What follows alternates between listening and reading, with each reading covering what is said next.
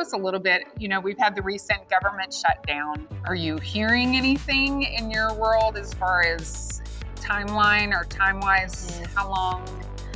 I think that's probably the $1 million question, Right. is how long is this shutdown going to last? Mm-hmm. What is this going to mean the longer it goes on? And I do think that there is a little bit of kind of positive news on that horizon that we can look to.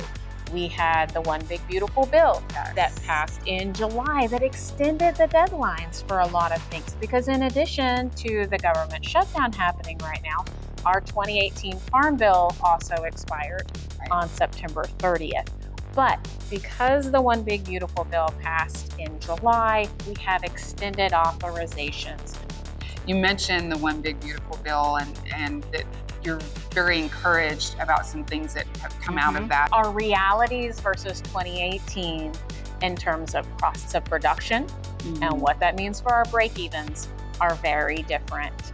And the updates that were made to reference prices for the agricultural risk coverage and price loss coverage programs are very positive changes to me, because they get us closer to being able to cover costs of production. And if I look in this 2025 crop year, and I look at the price loss coverage and agricultural risk coverage programs and the triggers that we had previously, there were crops that would not have triggered under the old reference prices that will trigger in this crop year because of those changes. Also, the fact that you don't have to go back and re-elect anything for this 2025 crop year. If you made your Arkin PLC election and enrollment in this year, you'll receive the higher of those two payments in your county for your operation.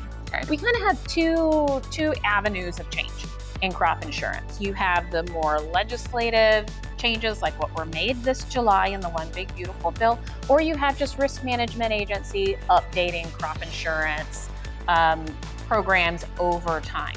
There were some important changes made. First of all, subsidy rates on your basic crop insurance go up. This is really critical for us in our very disaster-prone regions.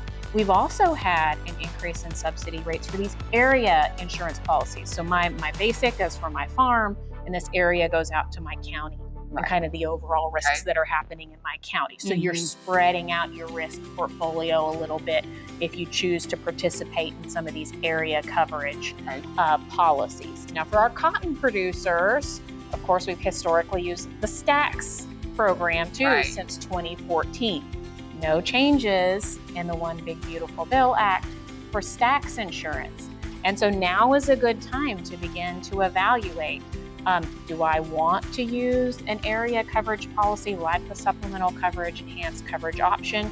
Do I still want to use my STAX policy and not use Arkin PLC the way I have in the past? It's just a good time to be able to work out some of those numbers, crunch some of those numbers with a trusted crop insurance agent, of course, that has your information on file, and be able to really take a close look at those decisions for your 2026 crop year. So talk to us a little bit about the addition of base acres. I know you said you're receiving a lot of questions about that. Yes.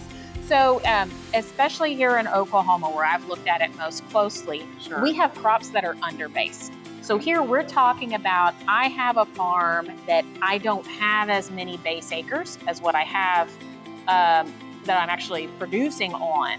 Or for our cotton producers, in 2018, whenever we reallocated base to bring in seed cotton base, and we ended up with this unallocated base, that we haven't been able to apply for any programs on the unallocated base.